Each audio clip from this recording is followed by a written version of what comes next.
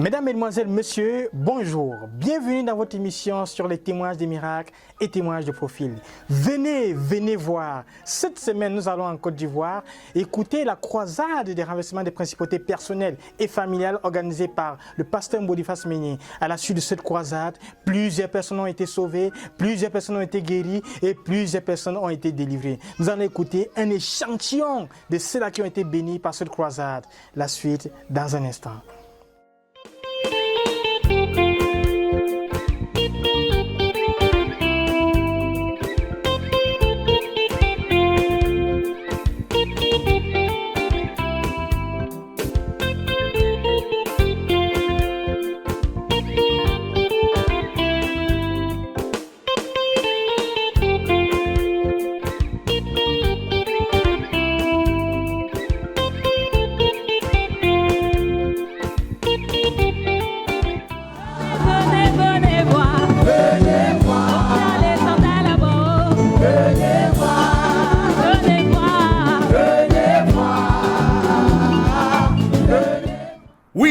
Venez voir, Jésus-Christ n'a pas changé.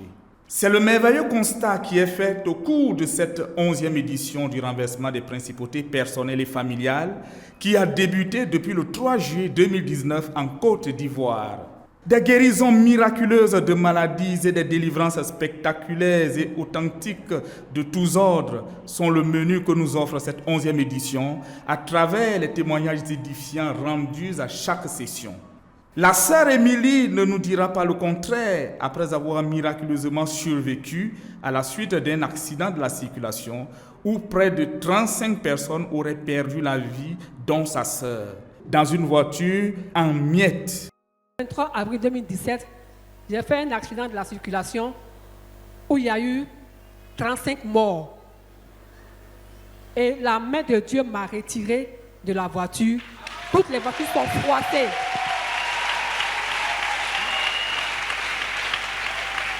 Toutes les voitures sont froissées. Quand on voit les voitures de l'accident, quand on dit que quelqu'un est sorti de cette voiture-là, on ne peut pas croire. Donc Dieu a pris sa bonne main, il m'a enlevé de l'accident, m'a mise dans un coma, on m'a amené à l'hôpital et après je me suis réveillée. Et je vais dire infiniment merci à Dieu parce que sa main demeure sur nous. Gloire à Jésus. Le Seigneur suscite des témoignages parmi les enfants. Ainsi, le petit Uébi Emmanuel a été guéri de l'épilepsie. Laissez venir à moi les petits-enfants, a dit le Seigneur.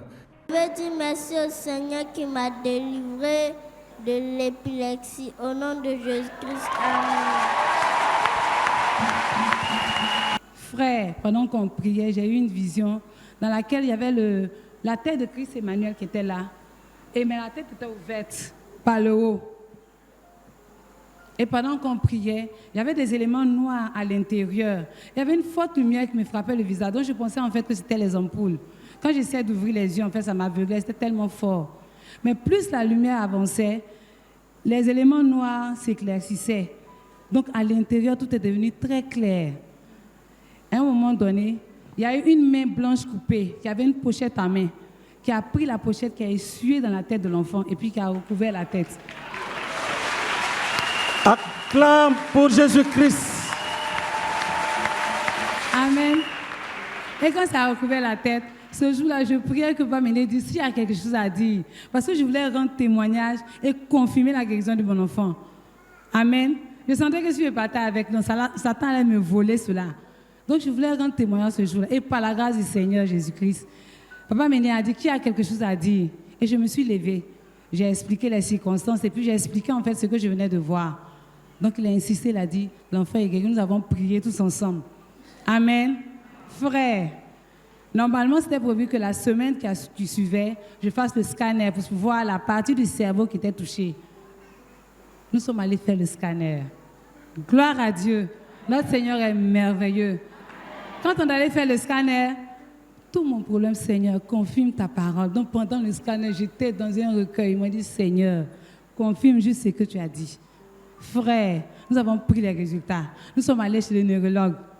Il prend le résultat, il regarde l'enfant. Ça va, l'enfant dit oui, ça va. Il prend l'ancien résultat, l'ancien examen. Il regarde le nouveau. Il regarde. Il dit ça va. Il dit madame, il n'y a aucune trace. Acclamons pour Jésus-Christ. Clap for Jesus Christ. Quant au frère Ekuo, il peut certifier qu'il n'y a aucun mal que le Seigneur ne saurait guérir. En effet, les hémorroïdes pour lui sont un vieux souvenir. J'ai souffert d'une maladie qu'on appelle l'hémorroïde pendant près de 20 ans. J'étais dans le monde et c'est en 98. J'étais en classe de seconde. Quand un soir je suis rentré à la maison et j'ai constaté qu'il y avait une boule, excusez-moi du thème, au bout de l'anus. Et je n'arrivais pas à comprendre qu'est-ce que c'était parce que je n'avais jamais vu cette chose-là. Et je me posais un tas de questions. Au fil des temps, les années passaient, je n'arrivais même pas à en parler même à un membre de la famille. J'ai dépensé beaucoup d'argent pour cette chose-là. Et c'est récemment, quand papa nous enseignait sur les envoûtements, j'avais compris que j'avais été envoûté quand j'étais dans le monde, pendant que je consommais la nourriture, même dans le monde où la boisson, je sais que c'était de là que j'avais été envoûté. Quand je dois aller à la selle, c'est des méditations pendant près de 3 jours. Parce que quand je vais m'asseoir et que je reviens, vraiment, c'est une douleur vraiment atroce. Et j'ai souffert de cette maladie pendant des années.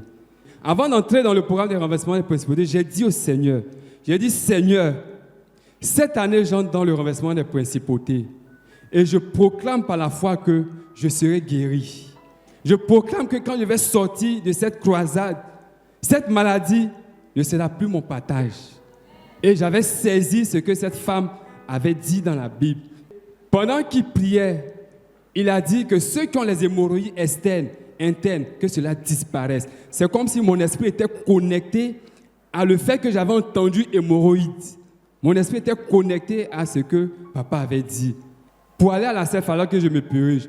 Quand nous étions dans le renversement des principautés en 2018, c'est-à-dire que les purgeoires, c'était fini. Les comprimés, c'était fini. Les médicaments pour aller aux toilettes, tout ça, c'était fini. J'allais à la selle normalement. Le rectum qui sortait, tout, ça ne sortait plus. Jusqu'à aujourd'hui, je suis guéri totalement. Pour ce qui concerne le fou de Gadara, nous ne savons combien de temps a duré sa folie. Le frère Gou Salomon, quant à lui, a été fou pendant 18 ans. Jésus-Christ intervient pour le guérir après 18 ans de folie. J'ai fait 18 ans de folie, je vous dis bien. Dans la salle, il y a des personnes peut-être qui me connaissent depuis Yopougon. Ce n'est pas de l'amusement. Oui. Tout a commencé dans les années 2000. J'avais décidé de partir en France. Et comme ça, j'ai tout fait, j'ai obtenu le visa. 2 jours après, je me rends chez ma tante, puisque je suis orphelin de père et de mère, pour dire à ma tante que, ah, tiens, je dois partir. Comme tu as des enfants là-bas, je me confie à tes enfants, bénis-moi. Et qu'est-ce qu'elle va faire? Les gros 2 orteils là, que vous voyez là, de l'homme là, elle dit, il faut te lever du fauteuil. Étant ignorant, j'étais très jeune. Et elle prend de l'eau, elle fait des libations sur mes 2 orteils, et en parlant. Moi, étant ignorant, croyant que c'était pour me bénir. C'est après que j'ai compris que c'était le contraire. Quand je suis sorti de la maison, mon esprit a changé comme. Je sais que le programme que j'avais fait pour partir payer mon billet, j'avais oublié. Donc j'ai dit, bon d'accord, je vais d'abord voir des amis, et puis on va boire quelques bières, voilà, et puis bon, après je vais partir. C'est fini. C'est fini, hein. Donc, l'envoûtement m'a mené à être dans une dépression au départ. C'est que je ne maîtrisais plus mes sens. À tel point que j'ai chassé ma femme de la maison, parce que j'ai dit, c'est elle qui est à la base de mes malheurs. Tout est parti comme ça. Moi-même, j'ai abandonné la maison. J'ai parti de mal en pire, un coup, j'ai perdu le contrôle. Là, maintenant, c'est-à-dire que j'ai commencé à boire maintenant, coup. Ça fait très mal, ce que vous dites. J'ai fait 18 ans de folie.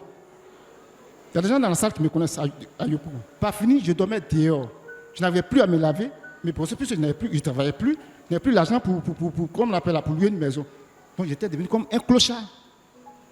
Je n'arrivais plus à joindre les 2 bouts. Plus d'argent. Ma femme aussi l'a chassée, je ne peux plus aller vers elle. C'est difficile. Donc j'ai commencé à péter les plombs. Je traînais maintenant, je traînais. Et en tout cas, j'ai fouillé, j'ai cherché maintenant une solution. Qu'est-ce qu'il faut faire? Soit, je ne sais pas, me suicider maintenant. Mais il faut dire que le Jésus que nous prions, il est fort, il est formidable. Jésus-Christ sauve. Jesus Christ saves. Je suis resté dans 100 ans de réfléchir. Je dors dehors, à moitié conscient, à moitié inconscient. Donc, je marchais, je partais, je ne sais même pas où je partais, et j'entends quelqu'un prier, il dit Jésus. Il a tourné, j'ai dit, ce Jésus-là, je veux le voir. Et c'est comme ça, il m'a dit, tu veux connaître ce Jésus? J'ai dit oui. J'ai prié ce jour-là, je sentais. Je peux faire au moins 5 mois sans me laver, je sais de quoi je parle. Il m'a pris par la main. Il n'a pas eu peur, il m'a pris par la main. Acclamons pour Jésus-Christ. Acclame Jesus Christ. Il m'a pris par la main, il m'a dit, tu veux ce Jésus? J'ai dit oui. Il m'a regardé droit dans les yeux, il dit, tu veux ce Jésus? J'ai dit oui. Il dit, ok, viens, suis-moi. Et puis il m'a pris par la main, il ne m'a pas laissé, il m'a pris par la main, je le suivais. On est parti chez lui, il a sorti un morceau de savon. Là, je me rappelle bien, il a sorti un morceau de savon. Il a pris 2 vêtements, un pantalon jean, une chemise. Acclamons, où est-il? Acclame Jesus Christ.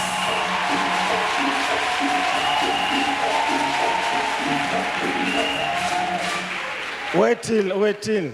Where is he? Viens te tenir à côté de lui.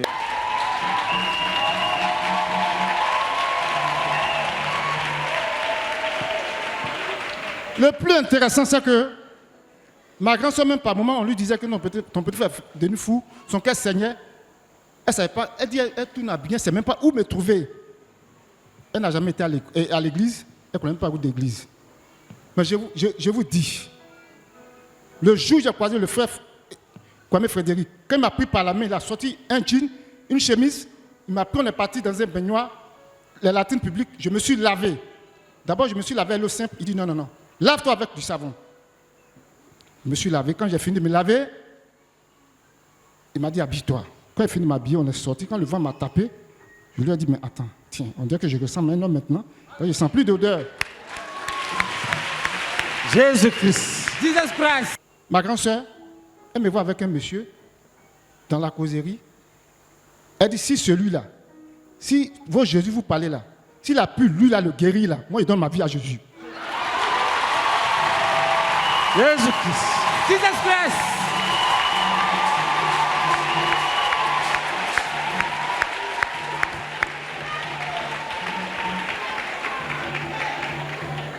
Et celle même qui a toujours dit qu'elle ne prend pas route d'église, toujours, au moins j'étais normal. Hein.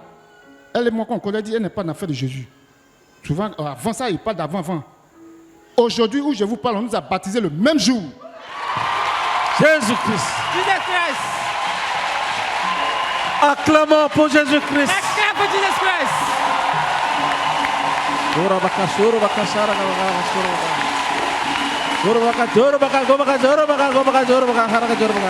Jésus m'a guéri, il m'a délivré et j'ai repris mon travail. Jésus-Christ. Jesus Christ. Acclame pour Jésus-Christ. Acclame pour Jesus Christ.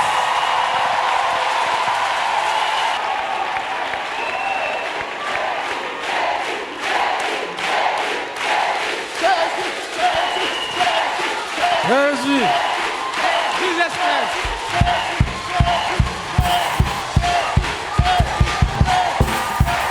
Non, il n'a pas changé.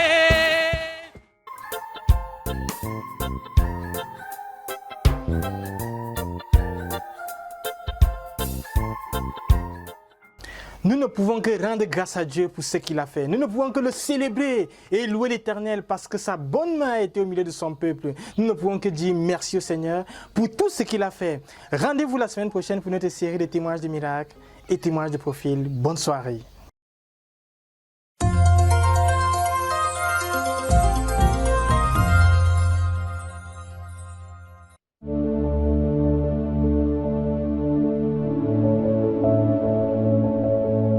Très chers et précieux téléspectateurs de RTVC, bonjour. Bienvenue à cette nouvelle émission sur le frère Zach, sur sa vie, sur son ministère. Chers téléspectateurs, certains ont dit que le frère Zach était l'homme le plus saint du monde. Pour d'autres, il haïssait les bêtes. Pour d'autres, il était leur modèle. Il est leur modèle. C'est à lui qu'il regarde. Chers téléspectateurs, qui est le frère Zach? Restez scotchés sur la RTVC.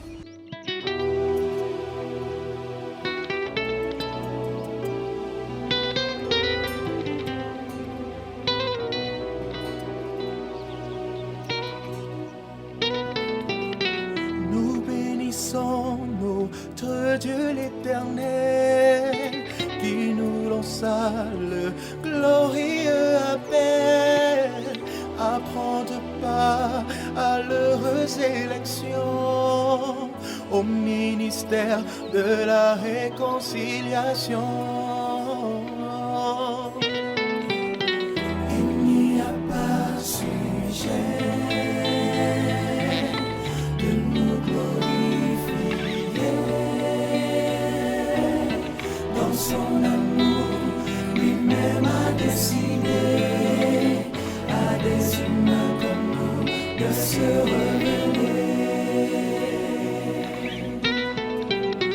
Adorons le Seigneur de l'univers qui pour nous goûta l'aura de l'enfer, acceptant les plus cruelles douleurs pour faire de nous des sacrificateurs. Il n'y a pas sujet de nous glorifier dans son amour, lui-même a décidé à des humains comme nous de se révéler.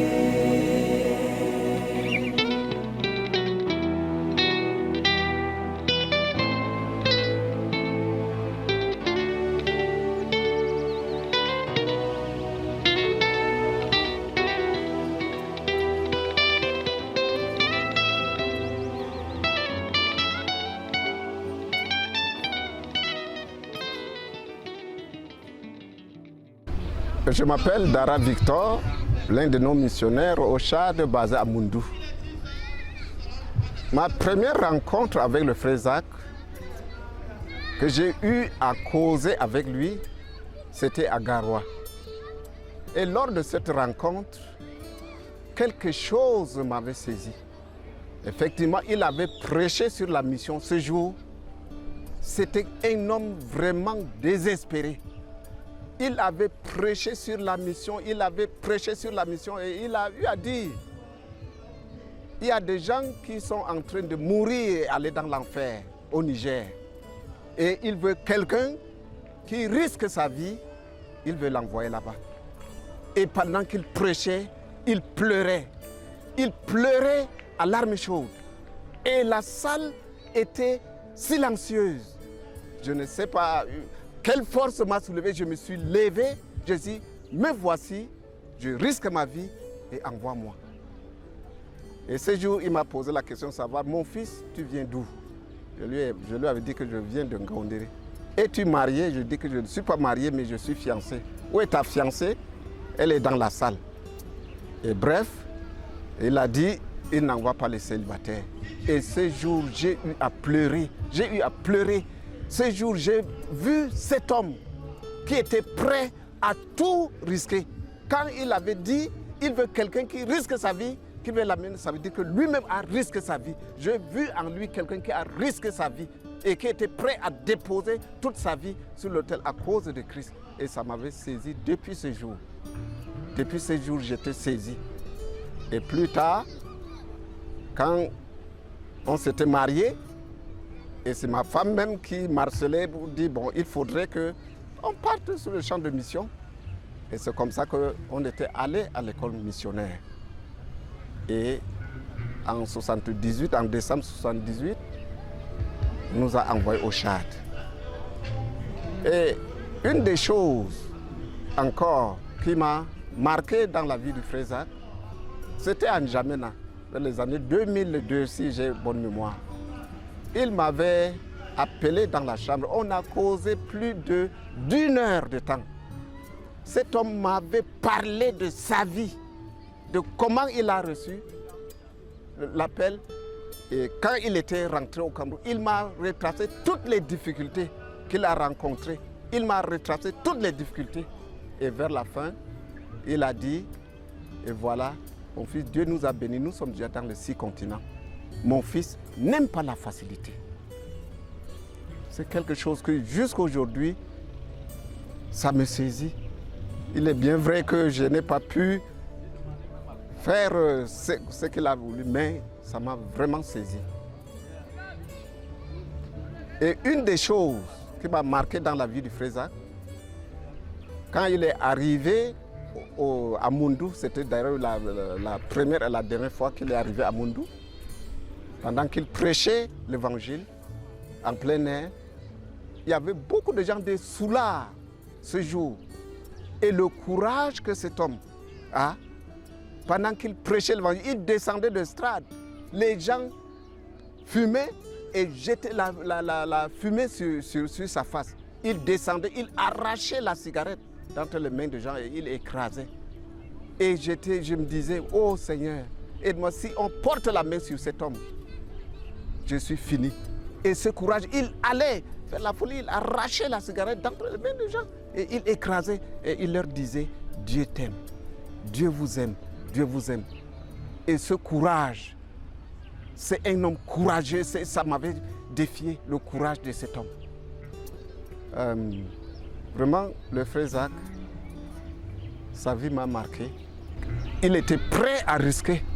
Il était prêt à risquer. Effectivement, quand il allait vers la foule arrachant la cigarette de leur bouche et écrasait, et il leur disait tout juste, Dieu t'aime. Il était prêt à affronter avec ce courage, si possible, arrachant, n'est-ce pas, les gens, si c'était possible de les arracher et à Christ. Amen. J'espère que vous avez rencontré l'homme. J'espère que vous avez eu une idée de qui était le frère Zach. Restez scotchés sur la RTVC. Rendez-vous la semaine prochaine. Que Dieu vous bénisse abondamment.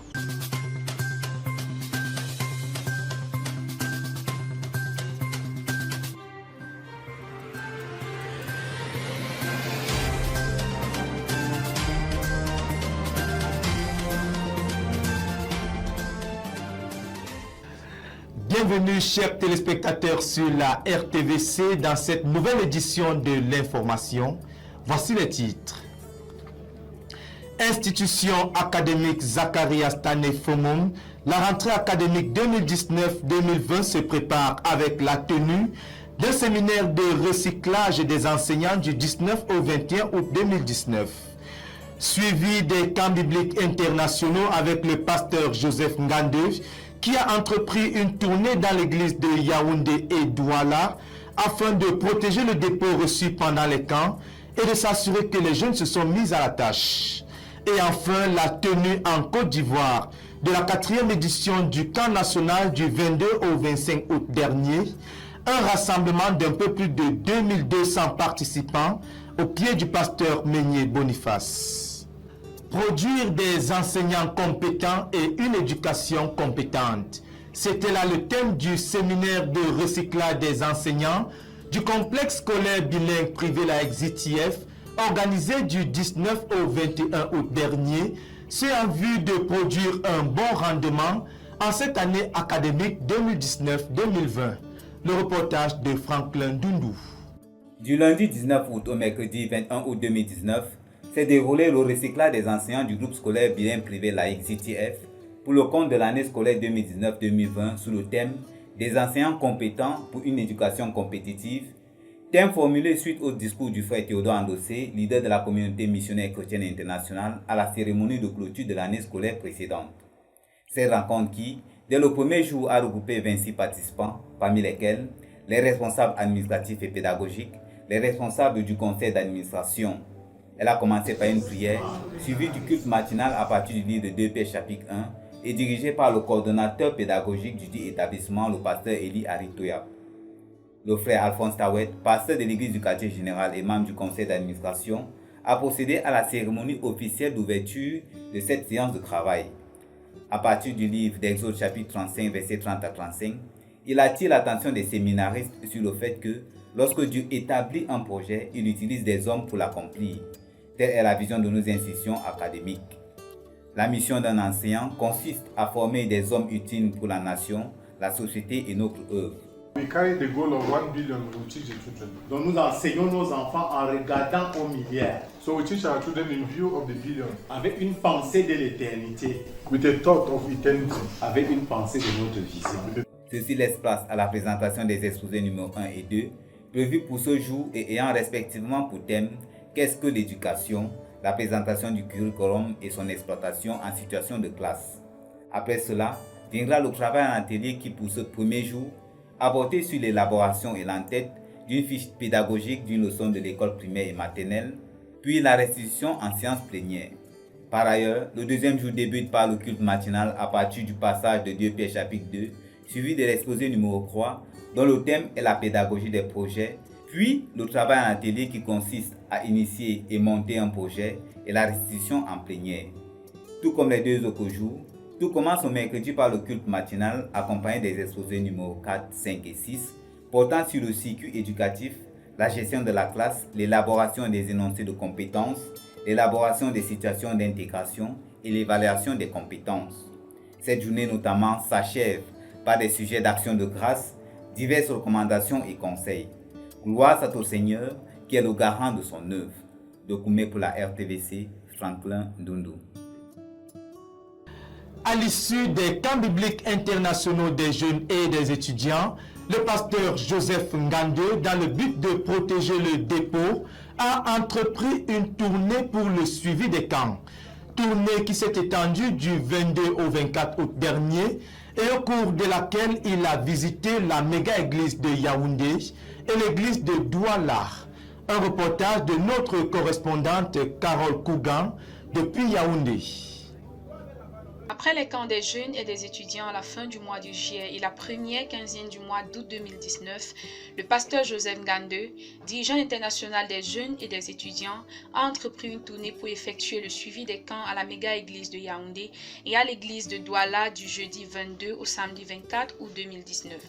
À la méga-église de Yaoundé le 22 août 2019, s'adressant aux jeunes, le pasteur Joseph Besson a exhorté les frères sur l'importance de l'autorité et sur l'impact de l'obéissance à ceux qui nous dirigent.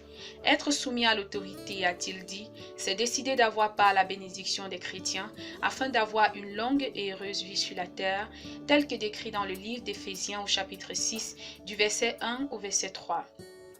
La soumission à l'autorité permet d'être fort, de porter du fruit dans tout ce que l'on fait, à l'exemple d'Esther, de Ruth et du Seigneur Jésus. Le pasteur Joseph Ngandé, par la suite, entretiendra les jeunes sur comment s'approprier un message. Le 24 août 2019, pour le suivi du camp biblique international des étudiants, le pasteur Joseph Besson a également repris une portion du message adressé aux étudiants à Koumé sur les critères d'un dirigeant de la continuité à partir de 2 Timothée chapitre 2, verset 1 au verset 7. Au moment où le pasteur Joseph Ngandé se lève pour rendre ministère après avoir prié en langue, le Seigneur a pris la relève à partir d'Ésaïe 53. Le dirigeant des jeunes de l'église de Yaoundé a été accepté par les autres qui se sont engagés à collaborer avec lui pour le succès de l'œuvre parmi les jeunes à Yaoundé. Le 23 août 2019 à Douala, de 19h à 3h du matin, la nuit de prière des jeunes de l'église de Douala était tout à fait particulière, tant il est vrai que le pasteur Joseph Ngandé y rendait ministère. Pour l'occasion, 450 jeunes ont répondu présents. À partir du livre de Marc, chapitre 10, verset 17 au verset 22, le pasteur Joseph Ngandé mettra en relief la vie du jeune homme riche à qui le Seigneur a offert un appel apostolique en le soumettant à ce qui était le dénominateur commun des autres apôtres, à savoir un abandon total. Mais le fait de s'en être allé sans répondre à cette exigence du Seigneur était de la part de ce jeune homme riche un rejet de l'appel de Dieu sur sa vie. Le pasteur Joseph Ngandé a insisté sur le fait qu'il y a plusieurs jeunes qui ont refusé de céder aux exigences du Seigneur et leur a demandé d'identifier quel était l'obstacle. Cet obstacle empêche à plusieurs d'avoir la révélation de l'appel de Dieu dans leur vie. Il a invité les jeunes de Douala à être des jeunes hommes de gloire en identifiant leurs points forts, travaillant dur pour les préserver et les maximiser. Ainsi, bien à Yaoundé qu'à Douala, le Seigneur a exposé clairement les problèmes en présence et le rôle des jeunes pour le succès de l'œuvre. Gloire à Dieu qui a touché le cœur de plusieurs au cours de ses ministères. Pour la RTVC, je suis Carole Kougan. Les sièges de prière se poursuivent et s'enchaînent à la base avec l'équipe du Centre de prière et de jeunes pour la conquête du monde, sous le leadership de la sœur Esther Kouanan, qui a organisé du 19 au 23 août dernier son 13e siège de prière pour le compte de cette année 2019. Environ 200 participants ont répondu présents à ce grand rendez-vous de la prière. Le reportage de Jacques Gauthier. Alléluia au Seigneur, Alléluia, Alléluia au Seigneur, Dieu le Tout-Puissant règne. Alléluia, Alléluia au Seigneur. Du lundi 19 août au vendredi 23 août 2019, s'est déroulé à Koumé au quartier général le 13e siège de prière de l'année 2019. Cette rencontre de 96 heures dirigée par la sœur Esther Kouanan, responsable du Centre de prière et de jeunes pour la conquête du monde, a rassemblé plus de 200 participants venant des différentes localités de la nation et d'ailleurs. Elle a été spéciale pour plusieurs raisons. 24 soldats présents sont venus de la nation spirituelle de Garoua. Et la tenue d'une marche de prière sur le site de l'Université mondiale de prière et de jeunes à Ndombi. Le but de ce siège étant le même que les précédents, à savoir le frère Théodore, son intimité avec Dieu et ses buts de 2019, le but de 5 millions de membres dans notre ministère en fin 2019 et le succès de la 3e Convention mondiale de la communauté missionnaire chrétienne internationale. La sœur Esther a démarré cette rencontre comme les autres, sauf le fait que chaque participant a eu l'opportunité de se présenter. Ceci a permis de connaître les nouvelles recrues. Cette phase a laissé la place à la préparation des participants pour le ministère de prière. Pour cet effet, la dirigeante a fait lire une portion du livre « Faire du progrès spirituel volume 1 » où un accent est mis sur la nécessité de prier pour la protection de nos dirigeants au lieu de murmurer contre eux. C'est dans ce sens qu'elle a donné son témoignage du fait qu'elle n'a jamais murmuré contre le frère Zach. Ainsi, elle a donné l'opportunité à plusieurs de se repentir et de faire la restitution pour une délivrance totale. Les obstacles ainsi enlevés, les soldats ont été motivés, rendus prêts pour prier avec puissance, intensité et endurance. Ainsi, ils ont déchargé les différents fardeaux de cette rencontre. Un des moments importants de ce siège a été la descente de plus de 100 participants sur le site de l'Université mondiale de prière et de jeunes à Ndombi.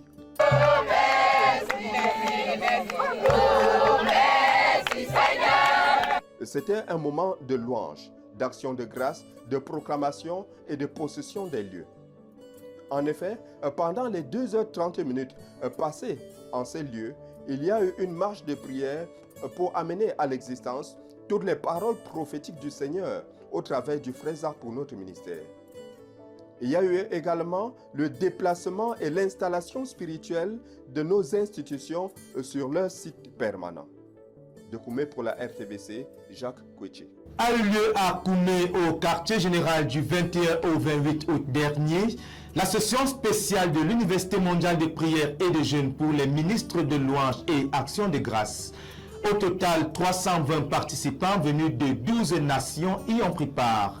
Un riche ministère de la parole a été rendu par le pasteur Théodore Andossé autour du thème « Les festivals de louange ». Ce en vue, à court terme, de préparer la Convention mondiale de la CMCI et à long terme d'implanter la louange dans la communauté. Le reportage de Jonathan Yugan. Du 21 au 28 août 2019 à Koumé, le quartier général de la CMCI, 320 participants de 12 nations se sont réunis dans le cadre de l'Université mondiale de la prière et du jeûne pour les ministres de louange et d'action de grâce, avec pour thème principal les festivals de louange. Ceci en préparation pour la Convention mondiale de décembre 2019.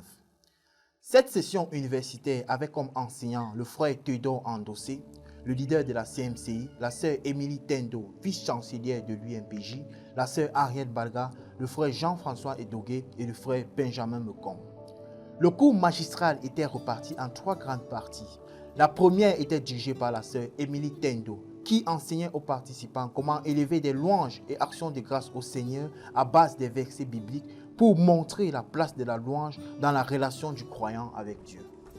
La deuxième partie était le ministère de la parole par le frère Théodore Andossé qui a développé le thème principal de la session en 9 sous-thèmes.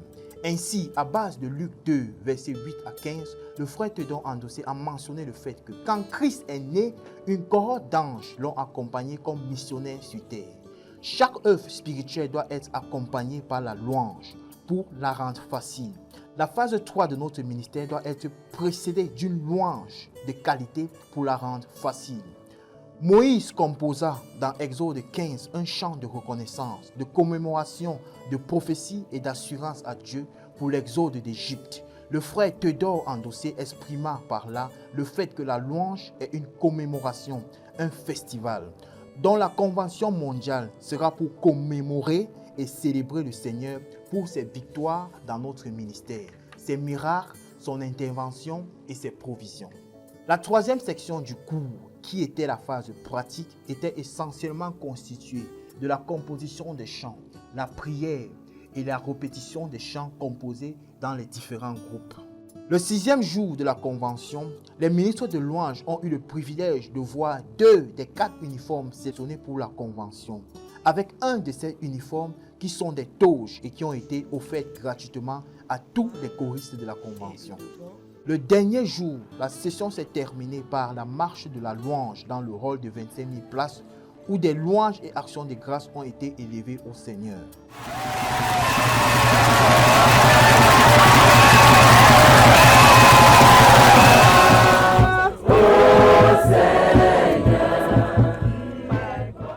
De Koumé pour la RTVC, je suis Jonathan Doukan. Rendons-nous à présent dans l'actualité internationale avec la communauté missionnaire chrétienne internationale en Côte d'Ivoire qui a organisé du 22 au 25 août dernier sa 4e édition du camp biblique national. Le pasteur Boniface Meignier, orateur principal, a entretenu les 2200 participants présents sur le thème « Vainqueur en tant que gagneur d'âme ». Un camp qui vient à point nommé propulser la jeunesse ivoirienne dans la poursuite acharnée et l'accomplissement du but de 100 000 membres poursuivis par l'Église en Côte d'Ivoire d'ici la fin de cette année. Pascal Béouri, notre correspondant en Côte d'Ivoire, nous livre ce reportage. C'est avec des cœurs heureux et pleins d'attente que les jeunes de la CMCI Côte d'Ivoire se sont rendus à le siège national 6 à Abidjan pour prendre part à la 4e édition de leur annuel camp biblique national.